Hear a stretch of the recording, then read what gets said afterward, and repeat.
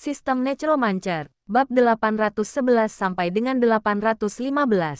Bab 811 mengumpulkan hobi. Menteri Intelijen, Bryce, menyebut orang ini saat menginterogasi mayat dan saat melakukan investigasi intelijen.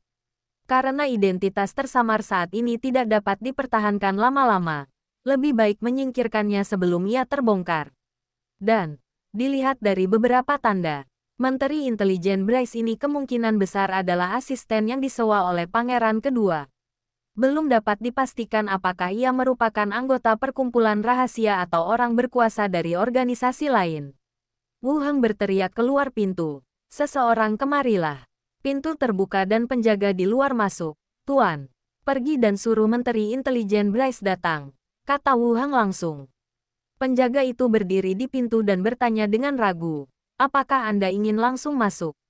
Kedengarannya sebagai presiden, saya mungkin tidak bisa mengundang partai lain. Wu Heng berkata, katakan saja aku punya petunjuk tentang menteri negara yang hilang, dan minta dia datang dan berdiskusi tentang cara menangkap pembunuhnya. Ya, penjaga itu menutup pintu dan pergi. Mendengarkan suara langkah kaki saat menuruni tangga, Wu Heng terus berbicara kepada orang di sampingnya. Benny, ikuti dia dan lihat di mana Menteri Intelijen berada dan seperti apa rupanya. Oke, Benny setuju dan langsung terbang keluar. Di dalam ruangan itu, hanya tersisa satu orang dan dua jiwa lagi. Xiao Xiao berkata, Paman, apakah Anda berencana untuk menyergapnya di sini? Bagaimana menurutmu? Begitu dia masuk, kita akan menutup pintu dan membiarkan anjing-anjing itu keluar, kata Wu Heng sambil tersenyum. Siapa anjingnya? Tanya Glenda. Paman, saya salah menutup pintu dan memukul anjing itu. Ledakan gelombang. Terdengar ketukan di pintu. Tuan, sarapan sudah siap. Wu Heng memberi isyarat kepada kedua hantu itu agar diam. Lalu berkata, bawa masuk. Pintu terbuka dan seorang pelayan masuk membawa sarapan. Kehidupan di wilayah presiden tampaknya cukup baik. Makanan yang dibawa pulang cukup untuk seluruh keluarga Treasure Island.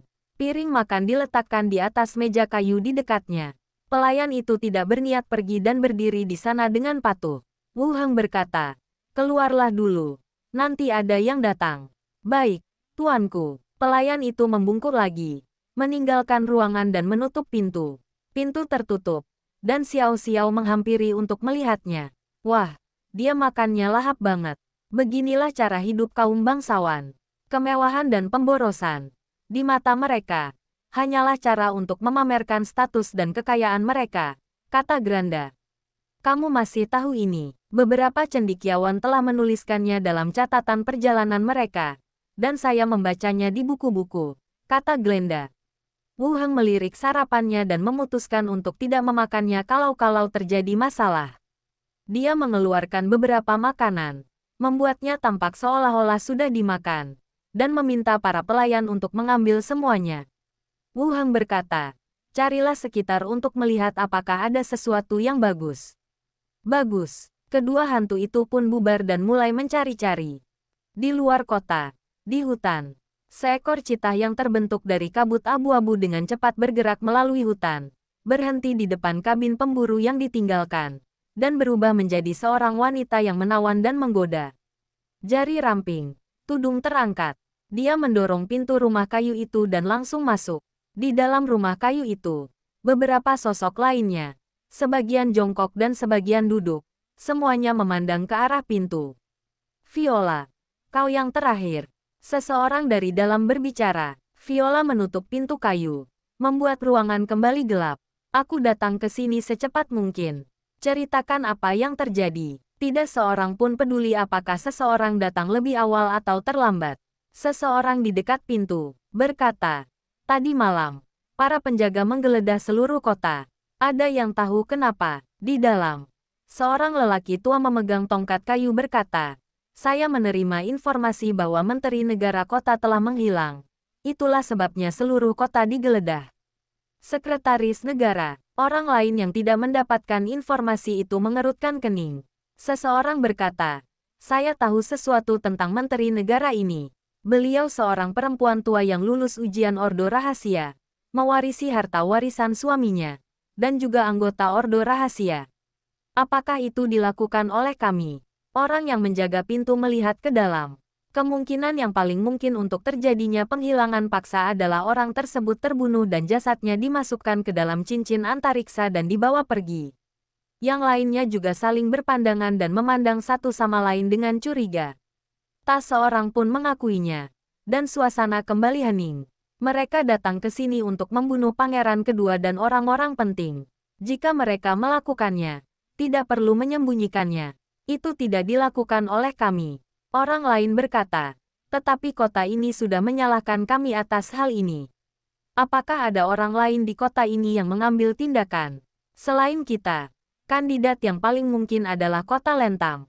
Bukankah pangeran kedua telah mengatur para pembunuh untuk membunuh penguasa kota perempuan itu? Ini bisa jadi balas dendam yang mereka rencanakan. Kemungkinan besar, bisakah kita bekerja sama dengan orang ini? Kita masih belum tahu tujuan pihak lain.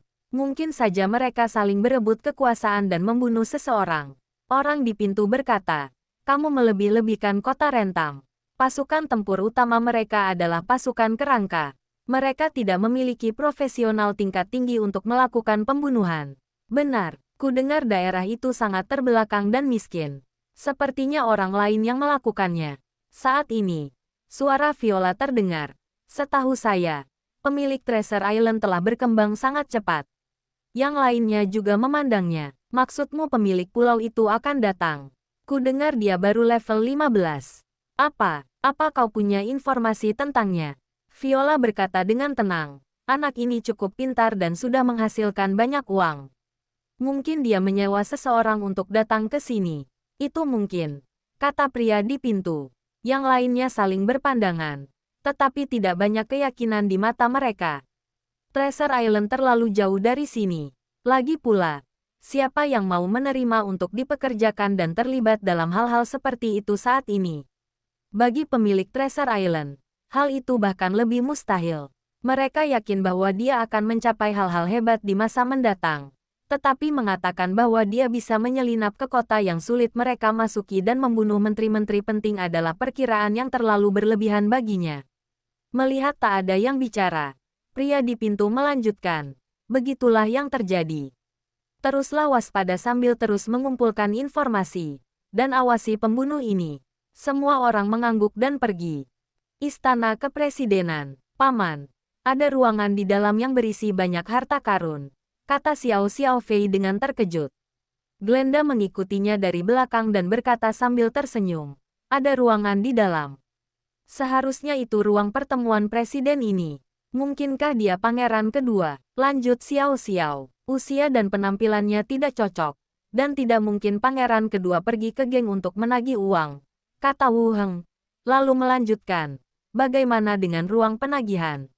Bagaimana mungkin dia sekaya aku? Lewat sini. Xiao Xiao memimpin jalan. Membawanya ke perapian di satu sisi ruangan dalam. Ada di belakang ini. Jika Anda perhatikan dengan teliti, Anda dapat menemukan lubang kunci tersembunyi di dinding. Wu Heng mengeluarkan cincin ruang angkasa dari wilayah presiden dan menemukan sebuah kunci di dalamnya. Ia mencobanya sebentar. Dan dengan sekali klik, pintu rahasia itu pun terbuka. Di balik pintu terdapat ruang seluas sekitar 50 meter persegi. Keempat lampu gantung batu di langit-langit memancarkan cahaya redup, tetapi cukup untuk menerangi ruangan. Ada senjata tergantung di dinding. Ada rapier dengan bentuk dan ukiran yang indah. Pedang pendek bertahtakan permata. Dan masih banyak lagi. Wu Heng melirik semuanya. Saya juga melihat beberapa pedang ajaib yang mahal. Paman, apakah ini berharga? Xiao Xiao mengikutinya dan bertanya sambil melihat berbagai senjata di dinding. Itu cukup berharga jika disimpan di luar. Apakah keluarga kita punya uang? Bagaimana dia bisa dibandingkan dengan kita? Kata Wu Heng dengan santai. Hehe, Xiao Xiao tertawa. Glenda memutar matanya ke arah mereka berdua. Wu Heng berjalan dan melihat. Matanya tertuju pada sebuah senjata. Tatapannya tiba-tiba terfokus. Pedang jahat sisik api, barang langka. Bab 812 naga tiba di benteng. Pedang jahat. Pria ini memiliki koleksi pedang jahat. Pedang jahat skala api item tidak biasa. Efek, kerusakan akibat api. Homogenisasi tubuh. Peningkatan ketahanan api. Efek samping. Mengubah pikiran. Deskripsi. Pedang jahat ini, yang dimiliki oleh skala terbalik yang dikaitkan dengan api, memberikan kemampuan yang kuat kepada pemiliknya sekaligus secara bertahap membuat mereka kehilangan akal sehat. Pedang jahat dengan atribut api. Dampaknya adalah meningkatnya kerusakan akibat kebakaran, homogenisasi tubuh, dan meningkatnya ketahanan terhadap api. Ini mengingatkannya pada pedang jahat, White Phoenix, yang dipegang oleh Sheila Gui, kepala pelayan Treasure Island. Efeknya adalah kerusakan es, dan sayap akan tumbuh di belakang Anda saat digunakan. Perbedaannya tampaknya adalah senjata itu hanya efektif jika digunakan oleh mereka yang memiliki darah peri. Tetapi senjata ini tidak memiliki persyaratan khusus. Lihatlah pedang jahat di dinding lagi. Efek sampingnya mengubah pikiran. Poin ini tampaknya merupakan ide yang bagus untuk kerangka. Kerangka tidak memiliki rasa takut, marah, dan banyak emosi lainnya saat bertarung. Jadi seharusnya tidak terlalu memengaruhi pikiran. Ada apa? Apa pedang ini bagus? Tanya Glenda. Xiao Xiao juga terbang kembali dan terus melihat pedang panjang di dinding. Pedang jahat itu disebut Huolin, yang dapat memberikan sifat api. Wah, sungguh keuntungan yang tak terduga, kata Glenda sambil tersenyum. Benar, Wu Heng terus mengamati senjata-senjata yang tersisa, lalu memasukkan semuanya ke dalam cincin luar angkasanya. Kembali ke ruang luar, Wu Heng terus memeriksa semua yang ada di cincin luar angkasa Presiden. Senjata Presiden adalah pedang berat bernama Lisan. Pedang ini merupakan senjata ajaib yang bobotnya bertambah berat saat diayunkan. Armor adalah benda ajaib yang meningkatkan pertahanan dan memulihkan kekuatan fisik. Sisanya termasuk sepatu bot tempur yang meningkatkan kecepatan gerak, helm yang menjernihkan pikiran, dan tanduk yang meningkatkan keberanian prajurit. Peralatan sulap dengan berbagai efek semuanya ditempatkan di cincin luar angkasa. Sisanya adalah gulungan dan berbagai ramuan. Meja itu ditumpuk dengan segala macam benda. Benda ini, apa ini hamster? Isinya banyak banget, kata Glenda kaget. Mungkin aku lebih suka menyimpan barang, kata Wu Heng. Lalu mengeluarkan beberapa dokumen dari tumpukan barang-barang lain dan mulai membacanya. Ini adalah akta kepemilikan properti di kota ini dan kota-kota lainnya. Masih menjadi investor besar. Hah, gelombang. Saat itu, Benny bergegas kembali dari luar dan berkata, Wu Heng, Menteri Intelijen ada di sini. Keretanya terparkir di depan pintu. Sepertinya dia pencuri. Itu datang seperti yang diharapkan. Jika dia menolak, datang. Saya akan mempertimbangkan untuk mencarinya. Berapa banyak orang yang dia bawa? Ada lebih dari 20 orang, jawab Benny. Wu Heng mengangguk dan berkata, baiklah, mari kita buat pengaturan dan bunuh dia di sini. Apa yang harus kita lakukan? Begitu perkelahian dimulai, orang-orang di luar akan menyerbu masuk, kata Granda. Wu Heng dengan santai membuka teknik mansion dan membiarkan Kaxiu dan Sanshan yang ada di dalam langsung keluar.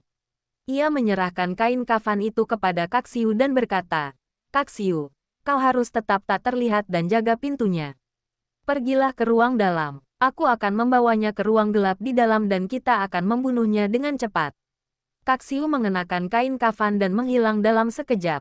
Lalu dia bersembunyi di sudut dekat pintu. Meskipun para profesional tingkat tinggi tidak dapat melihat dengan mata mereka, persepsi mereka akan mampu mendeteksi petunjuk. Meskipun petunjuk itu tak terlihat, mereka akan tetap menjaga jarak.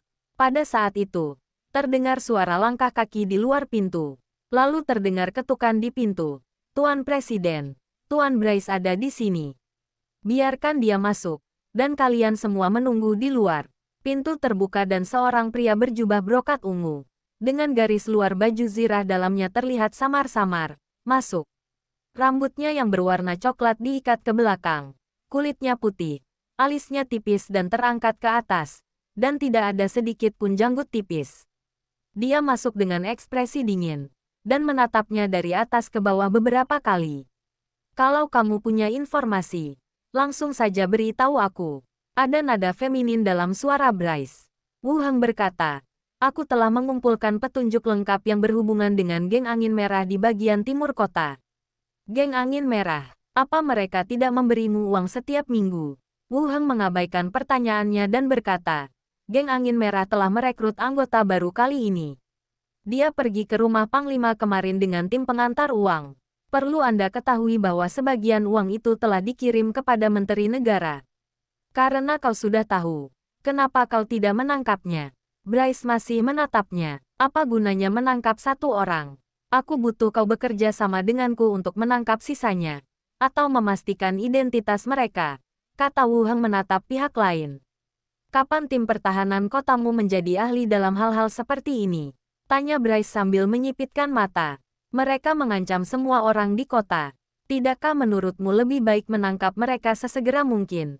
Katakan padaku, apa rencanamu? Wu Heng berdiri dan berjalan masuk.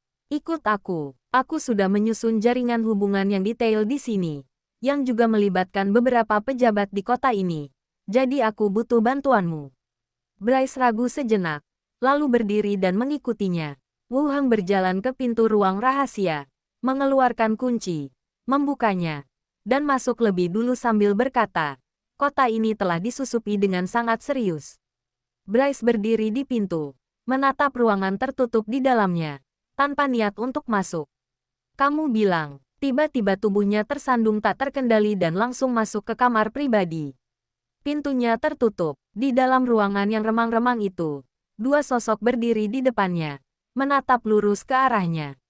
Sparkle, tangkap dia, berdengung gelombang. Terdengar suara seperti kepakan sayap. Dan detik berikutnya, sesosok tubuh melesat ke arah mereka bagai kilat.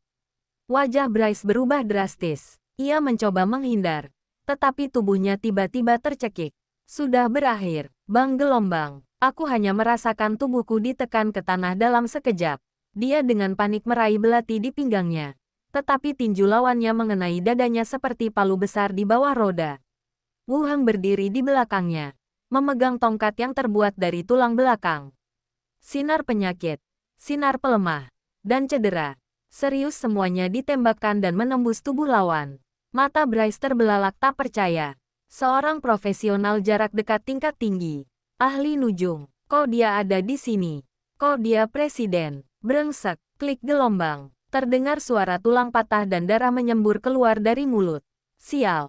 Orang ini levelnya tidak lebih rendah dariku. Bang gelombang. Pukulan terakhir mematahkan lehernya. Ruangan itu menjadi sunyi lagi. Benny menyerbu dari luar. Tidak apa-apa. Semua orang duduk di ruang tunggu di aula. Tidak ada yang menyadari apa yang terjadi di sini. Bagus. Itu menghemat tenaga kita. Wu Heng mengaktifkan teknik mansion dan menyeret mayat itu masuk. Mata presiden yang dipenjara itu terbelalak. Melihat Menteri Intelijen diseret masuk, Wu Heng melepaskan teknik kebangkitan untuk menghidupkan kembali orang tersebut. Dan kemudian terus menggunakan teknik pemeliharaan kehidupan untuk menjaga tanda-tanda vital orang lain. Setelah memberinya 2 pil, ia ditempatkan di dalam kandang. Dia keluar lagi. Kerangka itu juga ditarik ke dalam teknik mansion. Dia berubah kembali menjadi Menteri Intelijen dan keluar dari ruangan. Desir gelombang. Para penjaga yang menunggu di pintu semuanya berdiri. Wu Heng berkata, ayo kembali. Setelah berkata demikian, dia mengajak semua orang turun ke bawah, naik kereta, dan perlahan-lahan pergi. Benteng Setet, rumah komandan. Wen Manxia duduk di kamar, menggendong bayi dalam pelukannya. Terdengar ketukan di pintu, dan kepala pelayan Hartel membuka pintu lalu masuk sambil berkata dengan wajah serius, Nyonya, ada beberapa orang dari kelompok lambang ular di luar. Kelompok lambang ular, Wen Manxia mengerutkan kening. Ya, mereka punya bukti dari konsorsium. Para penjaga tidak punya konflik dengan mereka dan membiarkan mereka masuk ke kota, kata Hartel. Siapa dia? Kamu tahu. Hartel ragu sejenak dan berkata pelan. Nyonya, pemimpinnya agak mirip dengan pahlawan yang disebutkan tuannya. Tapi saya tidak bisa memastikannya. Pahlawan kelompok lambang ular, naga, bab 813 apakah kota ini berhantu? Wajah Wen Manxia tampak muram, dengan kecurigaan dan ketakutan di matanya. Mereka mendengarkan cerita Wu Heng tentang apa yang terjadi di kota Netale, termasuk pertemuan dengan pahlawan kelompok lambang ular di sepanjang jalan. Pada saat itulah mereka mengetahui bahwa pemimpin di balik kelompok lambang ular adalah seorang pahlawan. Bahkan asosiasi itu mengakuinya sebagai pahlawan terkuat. Di tempat seperti kota Rentam, pahlawan biasa seperti dewa. Dan yang lebih penting lagi, ini dia orangnya. Tapi mengapa dia ada di sini? Bukankah mereka bilang itu akan muncul di kota Netale? Mengapa? Tekanan yang jauh melebihi kerajaan Yeko menyelimuti seluruh tubuhnya. Wen Manxia berdiri dan ingin menghubungi Wu Heng. Tetapi dia mengambil 2 langkah dan kemudian berdiri diam lagi. Dia bertanya, "Apa yang kamu katakan setelah memasuki kota?" Hartel berkata, "Para penjaga tidak tahu identitas pihak lain. Mereka hanya mengikuti perintah Anda dan tidak mengganggu orang-orang dari asosiasi dan konsorsium. Mereka hanya membiarkan mereka masuk. Ada berapa orang di sini?" 6 orang memasuki kota, kata Hartel. "Nyonya, kereta ke kota Rentam akan berangkat siang ini. Anda harus mengantar nona muda itu kembali untuk mengunjungi kota Rentam. Sudah lama sejak Anda kembali. Ini untuk membiarkan dia kembali dan bersembunyi. Bahkan jika pahlawan terkuat berada dalam bahaya nyata, selama dia pergi dari sini, dia akan punya waktu untuk menghubungi Wu Heng." Wen Manxia berdiri di sana dan berpikir sejenak, lalu duduk kembali dan berkata, "Siapkan hadiahnya. Kamu pergi mengunjungi mereka atas nama Rentam City. Dan aku akan menghubungi pemiliknya." "Nyonya, sebaiknya Anda pergi ke kantor polisi dulu," kata Hartel. "Tidak apa-apa, pihak lain mungkin tidak punya niat jahat. Kalau kita bereaksi berlebihan, bisa-bisa pihak lain tersinggung," kata Wen Manxia langsung. Di seluruh benteng, tidak ada seorang pun kecuali Hartel yang tahu bahwa Wen Manxia ada di sini. Jika Anda bergerak seperti ini, akan mudah menarik perhatian orang lain. "Nyonya, apa yang harus kami persiapkan?" tanya Hartel. "Pilihlah dari hadiah yang dibawa Tuan, terutama jam tangan dan pena. Dan jangan ambil ramuannya," kata Wen Manxia lembut. "Saya mengerti." Hartel mengangguk dan berbalik untuk meninggalkan ruangan. Wen Manxia menatap anak itu dan berjalan menuju ruang radio dengan ekspresi serius. Lokal. Gedung konsorsium Lambang Ular. Di dalam ruangan yang didekorasi mewah, sang pahlawan, naga, duduk tegak di atas sofa ganda. Tempat duduk yang luas itu tampak luar biasa sempit dan penuh sesak. Dia mengambil minuman itu dan menyesapnya. Pada saat ini, pintu terbuka dan seorang pria parubaya berjas biru tua masuk dengan cepat, berlutut dengan satu kaki, dan sedikit menundukkan kepalanya. Orang yang bertanggung jawab atas benteng setet, Raymond, memberi salam kepada pemimpin. Long melirik ke arah pihak lain dan berkata dengan suara rendah dan berwibawa, "Ceritakan padaku tentang situasi di sini." Pemimpin setempat masih menunduk, berkata lembut, "2 bulan yang lalu, tentara dari kota Lentam menerobos benteng semalaman. Kota ini sekarang dikelola oleh pengurus kota, seorang pria bernama Hartel. Ia tidak pernah menindas penduduk. Saat ini, semua toko beroperasi normal, dan semua pajak telah dikurangi." Long mengangkat alisnya sedikit. Sekilas keterkejutan terpancar di matanya. Kota itu tiba-tiba hancur dalam semalam. Ketika pria parubaya itu menyebutkan hal ini, suaranya menjadi sangat serius. Kota itu tiba-tiba ditembus. Seluruh tembok utara runtuh, dan belum sepenuhnya diperbaiki. Long mengangguk, tenggelam dalam pikirannya. Kekuatan macam apa yang digunakan untuk menghancurkan seluruh tembok kota? Ia melanjutkan, "Bagaimana sikap Anda terhadap konsorsium? Mereka sangat ramah kepada kami." Setelah menduduki area tersebut, mereka mengalokasikan sebuah gedung di area pusat untuk pembangunan konsorsium, kata bawahan itu dengan serius. Kerajaan Yeke tidak mengakui kelompok Lambang Ular. Meskipun masih ada di negara ini, mereka muncul dalam bentuk beberapa pasar hantu dan pasar gelap. Baru setelah pendudukan kota Rentam, kami mampu memiliki bangunan seperti itu di kota tersebut. Long mengangguk, mengambil gelas anggur dan menyesapnya lagi. Pada saat ini, terdengar ketukan di pintu. Seorang bawahan bergegas masuk, memberi hormat, dan berkata dengan hormat, "Kepala." Seorang pengurus bernama Hartel mengatakan dia mendengar bahwa anggota inti konsorsium telah tiba. Jadi dia mengirimkan hadiah. "Oh, bawa ke sini dan biarkan aku melihatnya," kata Long dengan nada penasaran. Sebuah kotak brokat dibawa, dan ketika dibuka, sebuah jam tangan dan pena yang berkilau dan indah terlihat di dalamnya. "Perhatikan, pena, ternyata itu adalah wilayah Treasure Island. Katakan padanya bahwa hadiahnya diterima dan kita hanya lewat sini. Ya, orang-orang itu segera pergi. Longze mengeluarkan arlojinya dan melihatnya dengan saksama. Saya tidak menyangka akan mendapatkan produk terlaris Treasure Island dengan cara ini. Mencicip gelombang, kereta itu perlahan berhenti di depan gedung. Wu Heng turun dari kereta dan kembali ke ruang belajar tempat Menteri Intelijen berada, mengikuti jalan yang dilalui Benny. Pintunya tertutup, dan saya merasa sedikit lega. Dia berkata, Benny, awasi keadaan di luar dan beritahu aku jika ada pergerakan militer. Xiao Xiao dan Glenda, cari di sini untuk melihat apakah ada ruang tersembunyi. Oke, ketiga hantu itu segera bubar dan mengambil tindakan.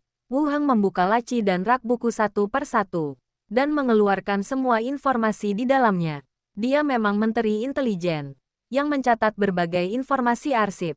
Saya duduk kembali di meja saya dan mulai memeriksa dokumen satu per satu. Tak lama kemudian, Xiao Xiao dan Glenda juga terbang kembali satu demi satu. Dia berkata dengan nada menyesal, Paman, aku tidak menemukan ruang rahasia itu. Dia tampaknya sangat miskin. Glenda tersenyum dan berkata, dia level 18. Mana mungkin dia miskin? Ini mungkin cuma kantornya. Barang bagusnya mungkin ada di rumah. Haruskah kita pergi ke rumahnya? Saran Xiao Xiao, lupakan saja. Kita tidak punya banyak waktu. Wu Heng menyerahkan beberapa informasi kepada Glenda. Coba lihat dan coba temukan lokasi pangeran kedua. Oke, Glenda terbang dan mulai menonton dari samping. Waktu berlalu sedikit demi sedikit. Dengan satu orang dan satu jiwa, mereka membaca banyak informasi. Xiao Xiao mengumpulkan beberapa liontin berharga dari sekitar dan berencana untuk membawanya pulang saat mereka pergi. Saat itu, Benny bergegas kembali dari luar, berkata dengan nada tergesa-gesa, Wu Heng, pasukan sedang bergegas ke sini. Mereka telah mengeluarkan perintah untuk membunuhmu di tempat. Tampaknya kebenaran telah terungkap. Kalau dia menyamar jadi Menteri Intelijen, tidak akan ada lagi yang memihak Presiden. Asal kita gabungkan dengan terakhir kali Menteri Negara menghilang, kita dapat menyimpulkan secara kasar keseluruhan kejadiannya. Kakek berkata, dikepung oleh tentara masih agak berbahaya. Dua hantu lainnya juga berbalik untuk melihat. Wu Heng berkata, ayo pergi dulu. Menangkap dua pemain level 18 saja sudah merupakan panen besar. Sambil berbicara, dia meletakkan semua benda dan informasi yang telah dikumpulkan Xiao Xiao ke dalam cincin luar angkasa. Kebisingan di luar jendela semakin dekat. Penampilannya berubah. Teleportasi muncul, dan menghilang sedetik kemudian. Muncul lagi, letaknya di gang yang dalam. Dikelilingi sampah dari sisi seberang. Kawanan lalat dan serangga, serta bau pesing. Di luar gang, ada kerumunan besar orang berkumpul, berbicara dan bergerak menuju kejauhan. Wu Heng berkata kepada hantu yang mengejarnya, Xiao Xiao, ikuti aku. Glenda dan Benny, awasi kota. Kota ini kehilangan dua pemain level 18, jadi pangeran kedua mungkin harus pindah. Xiao Xiao mengikutinya dari samping, dan kedua hantu lainnya terbang langsung ke langit untuk memeriksa perubahan di seluruh kota. Wu Heng berjalan keluar gang, mengikuti kerumunan yang ribut, dan kembali ke gedung tempat Menteri Intelijen berkantor. Terjadi keributan saat sekelompok besar penjaga menyerbu masuk. Ada apa dengan itu? Kok bisa semua orang yang mereka tangkap itu orang kita sendiri? Entahlah, sejak pangeran kedua datang ke sini, kota ini jadi sunyi. Apakah orang-orang itu bersembunyi di sini dan baru ditemukan hari ini? Mungkin saja, tergantung siapa yang dibawa keluar. Kerumunan orang itu berbincang-bincang dan menebak-nebak siapa yang hendak ditangkap para penjaga dengan gerakan sebesar itu. Kemudian para pengawal mulai membubarkan kerumunan penonton. Tim patroli yang bertugas di berbagai wilayah berkumpul kembali dan mulai menggeledah rumah demi rumah. Wu Heng secara bertahap menjauh dari sini. Dia berteleportasi kembali ke area yang telah digeledah patroli dan muncul dari gang. Paman, di mana kamu menginap malam ini? Tanya Xiao Xiao. Hari sudah senja dan kami harus mencari tempat untuk bermalam. Anda tidak bisa menghabiskan malam di jalanan seperti seorang tunawisma. Wu Heng berjalan di sepanjang jalan dan matanya tertuju pada kedai tempat dia menginap saat datang ke sini. Pub itu sudah tutup saat itu. Xiao Xiao, Pergilah melihat ke dalam ruang pribadi kedai minuman, kata Wu Heng. Oke, Xiao Xiao mengangguk dan langsung terbang. Tak lama kemudian, dia kembali dari lantai atas. Paman, kamar pribadi semuanya kosong. Biarkan aku memeriksa lokasinya. Xiao Xiao merangkak ke dalam tubuh. Wu Heng menentukan lokasinya, berjalan ke sudut gelap dan menggunakan teleportasi. Sosok itu menghilang dalam lingkaran sihir dan muncul di ruang pribadi. Di area tengah, ruangan agak redup. Pangeran kedua, mengenakan setelan ungu mewah, berdiri di depan meja bundar di ruangan itu. Menopang dirinya dengan tangannya. Buku-buku jarinya sedikit memutih karena kekuatan itu. Di atas meja terdapat laporan terakhir, yang mencatat informasi mengenai pejabat yang hilang. 3 orang menghilang tanpa suara. 2 di antaranya level 18. Apakah kota ini berhantu? Suara pangeran kedua bergetar karena marah. Wajah orang-orang yang berkumpul di bawah juga serius dan khawatir. Bahkan pemain level 18 dapat menghilang tanpa alasan yang jelas. Dan siapa tahu, pemain berikutnya mungkin ada yang hadir. Salah satu lelaki tua berjubah brokat mengelus jenggotnya dan berkata, "Yang mulia, para penjaga telah menggeledah seluruh kota. Saya masih ingin melihat apakah mereka punya petunjuk." Pangeran kedua menyipitkan mata dan berkata, "Apalagi yang perlu diselidiki? Tidak lebih dari orang-orang sebelumnya. Yang terpenting adalah metode apa yang mereka gunakan." Bab 814. Berapa lama kamu akan bersembunyi? Yang mulia, jangan cemas. Tujuan mereka adalah membuat kita menunjukkan kekurangan kita karena ketidaksabaran kita, kata orang lain. Pangeran kedua menatap orang yang sedang berbicara dan bertanya dengan suara serius. "Jangan khawatir. Berapa lama aku harus bersembunyi di sini seperti tikus?" Menghadapi kemarahan pangeran kedua, orang-orang di bawah tetap tenang. Bahkan tidak setegang saat menyebutkan hilangnya petugas tersebut. Orang tua yang berbicara lebih dulu berkata dengan tenang lagi, "Ini hanya kesabaran jangka pendek. Selama penguasa kota Rentam meninggal dan kita mendudukinya, kita bisa mengambil kembali semua yang telah hilang dan mengembalikanmu ke tahta." Yang lainnya mengikuti dan mengatakan kata-kata serupa. Pangeran kedua menarik napas dalam-dalam dan mengamati wajah semua orang. "Aku mengerti masalah ini. Ini tidak akan merusak rencana awal kita. Tapi apa yang harus kita lakukan sekarang? Haruskah kita biarkan saja mereka membunuh para pejabat kota?" Seorang pria jangkung dan kurus berdiri dan berkata, "Yang mulia, saya pikir kita bisa memasang jebakan untuk memancing pihak lain keluar." Pangeran kedua menatapnya dan bertanya, "Apa pendapatmu? Lagi pula, target para pencuri itu adalah Anda. Yang mulia, lebih baik kita lepaskan penggantinya dan bongkar dia. Begitu pembunuhnya muncul, kita akan membunuhnya," kata pria jangkung kurus itu. "Itu jebakan lain. Kita sudah menggunakannya di istana terakhir kali. Mereka tidak akan mudah tertipu," kata pangeran kedua. "Tidak, sekalipun mereka ragu. Mereka harus memastikan apakah penggantinya nyata dan pasti akan mengambil tindakan." Pria itu yakin. Yang lain juga mengangguk, menunjukkan bahwa metode ini dapat dicoba. Pangeran kedua menegakkan tubuh, melirik semua orang, dan berkata, "Kalau begitu, bersiaplah sesuai rencana ini. Kerahkan semua pasukan elit di kota. Dan untuk kota Lentam, sudah beberapa hari berlalu. Mengapa belum ada kabar? Kirim seseorang untuk memeriksanya." "Ya." Semua orang mengangguk, lalu berdiri dan pergi. Pangeran kedua memandang semua orang dan berjalan ke belakang. Daerah pemukiman. Di dalam rumah bobrok itu, plester pada dindingnya berbintik-bintik dan mengelupas, dan meja kayu di sudutnya penuh goresan. 2 pria berpakaian seperti penjaga patroli duduk mengelilingi meja kayu, kaki disilangkan, dan mengobrol. "Tidak akan terjadi apa-apa kalau kita bermalas-malasan di sini. Itu cuma formalitas. Presiden dan Menteri Intelijen sudah pergi. Kalau kita benar-benar tahu apa-apa, kita bakal cari mati. Orang-orang ini level berapa? Mereka membuat presiden menghilang tanpa suara. Mungkinkah dia seorang pahlawan? Kalau kau pahlawan, kenapa kau membunuh orang secara diam-diam? Datang saja ke sini secara terang-terangan. Hati-hati. Ikuti dan cari saja. Jangan muncul." Ketika dia berbicara, suara orang berkumpul terdengar di luar. Kedua lelaki itu saling berpandangan, menyampirkan pedang mereka di badan, membuka pintu dan berjalan keluar. Tunggu sampai jejak tim memudar. Dari bayangan di sudut, gumpalan asap perlahan melayang keluar dan mengembun menjadi seorang wanita dengan postur yang mempesona. Sambil bersandar ke jendela, dia memandang para penjaga yang menggeledah rumah demi rumah di kejauhan. Alisnya berkerut erat. Presiden dan Menteri Intelijen di kota juga menghilang. Siapa sebenarnya yang ada di kota ini? Itu pasti bukan seseorang dari pihakku. Ada rapat di pagi hari, dan orang-orang berspekulasi tentang siapa yang membunuh menteri negara.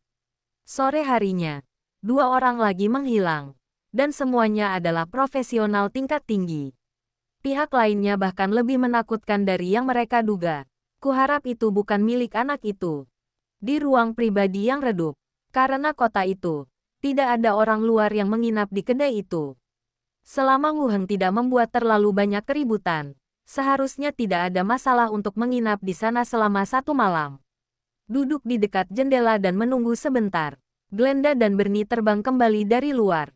Tidak ada hal istimewa yang ditemukan. Benny pun ikut menimpali. Aku juga tidak menemukan apapun di sini. Kota ini terlalu kacau, dan jalanannya penuh dengan berkas cahaya yang bergerak. Sepertinya kita telah meremehkannya. Dia tenang dan mampu mencapai hal-hal hebat, kata Wu Heng. Glenda berpikir sejenak dan berkata, mungkinkah pangeran kedua sudah meninggal, dan orang-orang ini hanya melakukan sesuatu atas namanya. Wu Heng dan 2 hantu lainnya menatapnya. Ini tebakan baru. Pangeran kedua telah meninggal. Xiao Xiao membelalakkan matanya. Wu Heng juga memikirkan kemungkinan ini dan berkata, itu mungkin saja. Mungkin juga dia dikendalikan dan digunakan sebagai boneka. Ya, benar, kata Glenda. Pada saat ini, suara pencarian kedua kembali terdengar dari luar jendela. Wu Heng berdiri dan berkata, kembalilah dulu. Ayo pergi ke dunia zombie. Ketiga hantu itu mengebor kembali ke dalam tubuh. Wu Heng membuka pintu ruangan di dalam dan langsung masuk. Saat keluar dari gerbang, tempat itu masih merupakan ruang pemantauan penjara. Lepaskan hantu itu dan berjalanlah ke kamera pengintai. Perbesar ruangan pencurinya. Rekaman pengawasan terpisah memenuhi layar, menunjukkan pencuri itu meringkuk di ranjang besi, tak bersuara. Tidak ada eksperimen, tanya Glenda. Aku tidak tahu, kata Wu Heng. Lalu melanjutkan, Xiao Xiao, pergilah dan lihat di mana tengkorak alkimia itu berada. Lalu minta dia membawakan catatan eksperimennya. Baiklah, Paman. Xiao Xiao terbang keluar. Tak lama kemudian ia terbang kembali. Kerangkanya datang. Pintu ruang pemantauan diketuk, dan sang alkemis kerangka langsung masuk sambil membawa buku catatan di tangannya. Biarkan aku memeriksa catatan eksperimennya. Buku catatan itu diserahkan dan Wu Heng membukanya untuk memeriksa.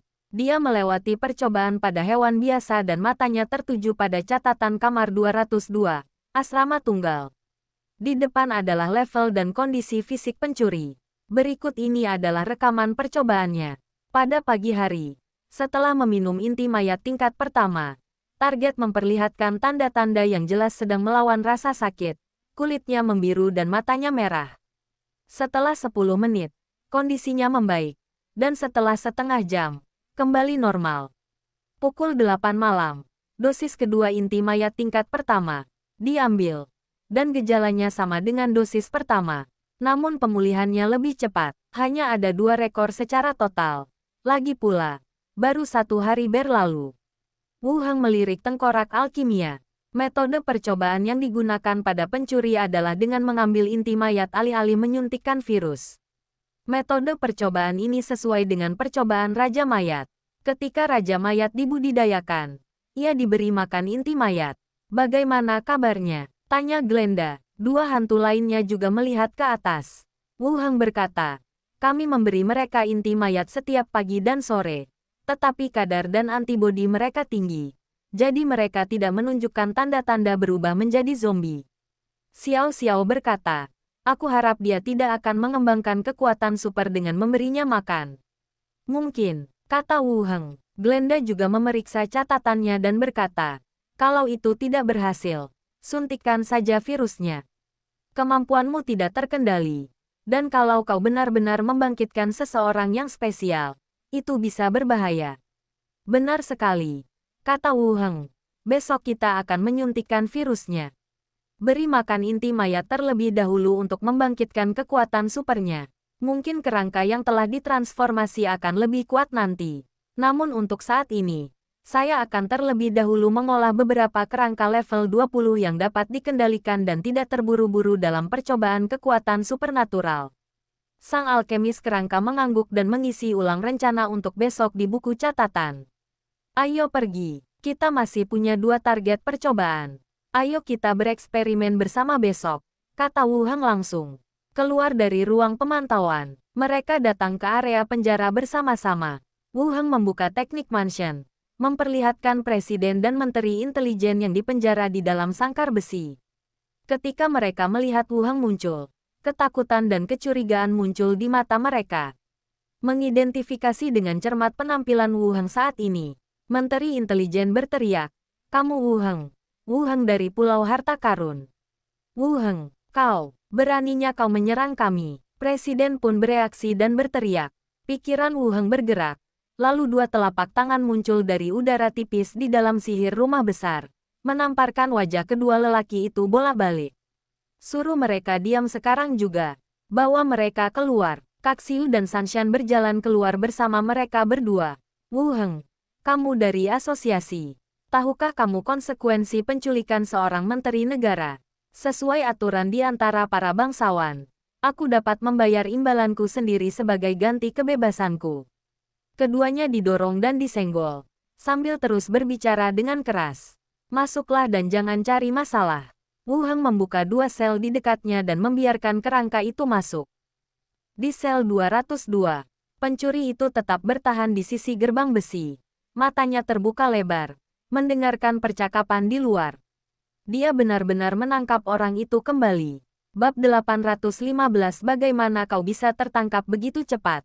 Keduanya diseret ke sel yang berbeda oleh para kerangka itu dan belenggu berat dipasang pada mereka selama proses dorong-dorongan. Lalu, satu demi satu kerangka berjalan memasuki sel. Sambil memegang kapak dengan satu tangan, rongga matanya yang kosong menatap subjek eksperimen yang dipantau. Menteri intelijen berteriak, "Wu Heng, kau lupa betapa kerajaan melindungimu. Kalau bukan karena kota Blackrock, kau bahkan tak akan punya kesempatan untuk berkembang. Anda telah diberkati dengan kesempatan ini untuk bersinar, dan Anda seharusnya bersyukur kepada kerajaan dan Yang Mulia. Kau bisa kembali bersamaku dan membantu pangeran kedua merebut kembali tahta. Dengan kerajaan sebagai fondasimu, aku bisa membantumu mencapai level 18, dan bahkan menjadi pahlawan pun tak akan jadi masalah." Di sebelahnya, suara presiden terdengar, "Ya, Wu Heng, kau boleh kembali bersama kami. Kau juga anggota kerajaan." Menteri intelijen mengetahui banyak hal tentang identitas Wu Heng, termasuk bahwa ia telah tinggal di kota Blackstone selama beberapa waktu. Akan tetapi, tampaknya dia tidak menyadari apa yang terjadi padanya di kota Blackrock. Terlihat pula menteri intelijen bereaksi cepat.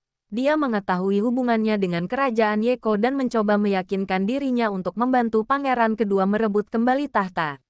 Wu Heng berdiri di pintu, memperhatikan si kerangka membelenggu dan menjaga mereka. Dia dengan santai berkata, "Lupakan soal kembali, tapi aku bisa memberitahumu mengapa aku menangkapmu." Teriakan kedua pria itu tercekat. Wu Heng melanjutkan, "Di kota Rentam, kami menangkap seorang pembunuh level 18. Saat diinterogasi, dia menyebutmu sebagai Bryce. Kalau tidak, aku tidak akan tahu siapa dirimu." Wajah menteri intelijen berubah. Sialan. Di sebelahnya, si pencuri yang sedari tadi mendengarkan percakapan di luar tiba-tiba mengubah raut wajahnya dan langsung berteriak ke arah pintu. "Omong kosong. Bukan itu yang kukatakan. Bryce, jangan percaya padanya. Dia mencoba menimbulkan perpecahan di antara kita."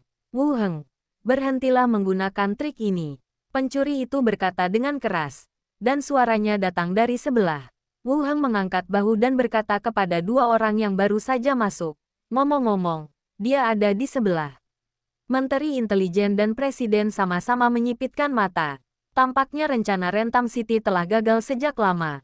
Tetapi berita tersebut belum dilaporkan kembali kepada mereka. Wu Heng, apa sebenarnya yang ingin kau lakukan? Tanya Menteri Intelijen dengan suara dingin. Wu Heng menatap mereka berdua. Di mana pangeran kedua? Beritahu aku lokasi persisnya. Dan aku bisa membuat hidup kalian lebih nyaman. Mereka berdua tetap diam. Menteri Intelijen berkata, kami tidak tahu. Sekalipun Anda menginterogasi kami, Anda tidak akan mendapatkan hasil apapun. Siapa yang tahu? Menteri Intelijen langsung terdiam dan berhenti berbicara. Para penguasa perkumpulan rahasia itu. Tanya Wu Heng. Mata Menteri Intelijen menyipit. Dan dia bahkan lebih terkejut bahwa Wu Heng mengetahui semua ini. Wu Heng tidak bertanya lebih lanjut tentang hal ini. Melainkan berkata, saya akan bertanya satu pertanyaan sederhana. Dari mana tiket kereta hantu itu berasal? Menteri Intelijen ragu sejenak. Lalu berkata, orang-orang di atas punya alat yang bisa mengeluarkan tiket ini. Tapi jumlahnya terbatas. Kita hanya bisa mendapatkan 1 atau 2 tiket setiap bulan. Orang di atas mengacu pada pangeran kedua. Saya tidak yakin tentang ini. Pokoknya, ini dikirim dari atas. Saya tidak tahu siapa yang punya alat peraga untuk membuat tiket, kata Menteri Intelijen. Wu Heng mengangguk. Jawabanmu mungkin tidak terlalu meyakinkan, tapi aku sangat puas dengan sikapmu. Aku akan menyiapkan makanan untuknya malam ini. Setelah mengatakan itu, Wu Heng segera meninggalkan ruangan. Tutup pintunya dan awasi mereka. Jika mereka mencoba kabur atau melepaskan diri dari rantai mereka, segera bunuh mereka. Ding-ding gelombang. Kedua pintu besi itu ditutup, mengisolasinya dari luar. Para kerangka yang menjaga sel itu semua melangkah maju. Rongga mata mereka yang cekung menatap lurus ke arah target mereka. Setelah Wu Heng pergi dan langkah kaki itu memudar, Menteri Intelijen berkata kepada gerbang, Krises, apakah kamu juga dipenjara di sini? Bahkan di antara beberapa gerbang besi, suaranya masih samar-samar terdengar. Mereka semua adalah profesional tingkat tinggi dengan pendengaran yang jauh lebih unggul daripada orang biasa. Pencuri di sebelah berkata, saya tertangkap di kota Rentam. Ceritakan padaku tentang situasi di sini, kata Menteri Intelijen lagi.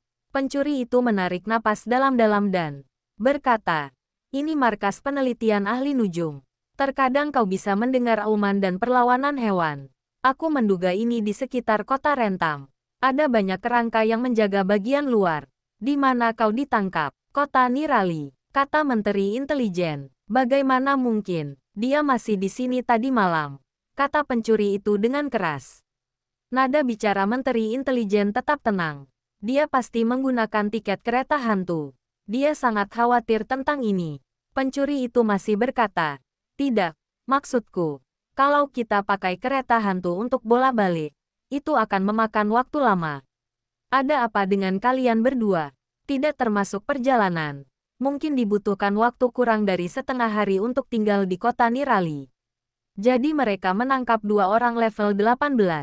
Dia berhasil menyamar dan menipu kita, kata Presiden dengan suara berat.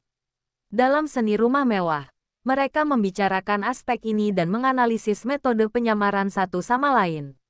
Memang berguna dan bisa menipu pemain profesional level 18. Lawannya bahkan lebih menakutkan daripada rumor. Apakah Anda pernah diuji coba? Tanya Menteri Intelijen. Saya dipaksa mengonsumsi sejenis daging, seperti otak hewan. Daging itu mengandung racun yang kuat, tetapi memiliki efek yang luar biasa bagi tubuh setelah diserap, kata pencuri itu. Lalu menambahkan, saya curiga dia menggunakan saya sebagai bahan percobaan. Hasil ini membuat kedua orang lainnya teringat ramuan penguat yang dijual di Treasure Island. Meskipun mereka agak jauh dari Treasure Island, mereka juga pernah mendengar tentang ramuan aneh ini. Tampaknya bahan untuk obat-obatan dikembangkan dari tempat ini. Mungkin Anda dapat menemukan resepnya di sini. Saat itu, ramuan ini akan cukup untuk memastikan aku tidak perlu khawatir soal makanan dan minuman. Menteri Intelijen terus bertanya. Apakah ada jalan keluar? Saat ini belum. Tapi kita bisa yakin metode eksperimen itu tidak akan membunuh kita secepat itu. Kita bisa menemukan solusinya sedikit demi sedikit, kata si pencuri. Mencicit gelombang. Pada saat ini, pintu Menteri Intelijen dibuka dan skeleton membawa masuk roti dan sosis. Itu adalah hadiah yang baru saja dijanjikan Wu Heng atas kecerdasan pihak lain. Pintunya tertutup lagi, tetapi tak seorang pun melanjutkan bicara. Dan ketiga sel itu terdiam pada saat yang sama. Kembali ke ruang pemantauan, Xiao Xiao segera terbang kembali. Seolah-olah dia telah mendengar sesuatu yang rahasia. Dan berkata, "Paman, mereka bilang penjara itu dibangun di dekat kota Rentang. Dan mereka sedang mendiskusikan cara untuk melarikan diri. Apakah kamu sudah menemukan solusi?" Tanya Wu Heng. Tidak. Pencuri itu bilang tidak ada bahaya untuk saat ini dan kita bisa perlahan-lahan mencari jalan keluar, kata Xiao Xiao sambil terbang ke seberang. Dia salah. Besok bukan inti mayat, melainkan suntikan langsung virus. Sulit untuk mengatakan apakah Anda bisa bertahan hidup. Jangan pedulikan mereka. Asalkan mereka tidak bisa melarikan diri, kata Wu Heng. Ya, Xiao Xiao mengangguk. Kemudian, Wu Heng mengeluarkan cincin luar angkasa Menteri Intelijen, meletakkannya di tangannya, dan mengeluarkan semua barang di dalamnya. Mungkin karena dia sedang melakukan pekerjaan administrasi, benda-benda di cincin luar angkasa tidak berantakan seperti benda yang ada di cincin presiden. Uang, kebutuhan sehari-hari, beberapa informasi dan dokumen, serta senjata dan peralatan. Wu Heng mengarahkan pandangannya pada senjata dan perlengkapan. Panah silang vortex barang langka. Efek, saat anak panah mengenai sasaran, akan keluar suara mendesis yang menyebabkan sasaran menjadi pusing dan bingung. Efek samping, pengguna kehilangan pendengaran. Deskripsi, senjata yang menimbulkan rasa sakit luar biasa, baik bagi penggunanya maupun targetnya. Ini adalah busur silang yang kuat dengan penampilan yang indah dan sederhana. Terlihat bahwa Menteri Intelijen sangat menjaga senjata ini dengan baik. Efeknya dapat membuat sasaran yang terkena anak panah menjadi pusing dan bingung. Rasanya seperti panah ajaib. Efek sampingnya adalah pengguna kehilangan pendengaran, yang cukup serius di medan perang. Yang lain membuka kelima inderanya karena takut akan bahaya. Tetapi di sini kita hanya kehilangan satu indera. Tapi bagaimanapun juga, ini barang langka. Aku akan kembali dan melihat siapa yang akan kuberikan. Baju zirah, sepatu bot, dan selendang yang tersisa semuanya adalah benda ajaib, yang semuanya memiliki beberapa efek pertahanan dan penguatan, dan semuanya cukup bagus. Selain itu, ada 2 tiket kereta hantu di luar angkasa, tetapi memang tidak ada alat peraga yang dapat menghasilkan tiket tersebut. Tidak adakah benda ajaib untuk membuat tiket? Tanya Glenda dari samping. Tidak. Dia bilang kemungkinan besar ada di tangan orang lain. Kemungkinan besar pangeran kedua, kata Wu Heng. Bisa. Barang langka yang bisa menghasilkan tiket kereta sepertinya cukup berguna. Akan sangat bagus kalau aku bisa mendapatkannya. Ya, Wu Heng mengangguk. Dia dengan santai menyimpan semua barang di meja dan mengambil semua informasi yang dibawanya kembali dari kantor Menteri Intelijen. Dia tersenyum penuh perhatian dan berkata, Glenda, Benny, aku mengandalkan kalian untuk melihat apakah ada petunjuk penting. Lalu kenapa kalian pergi? Bagilah diri kalian. Dan kalian berenam akan menontonnya bersama, kata Glenda. Gelap. Aku masih hidup. Aku perlu tidur.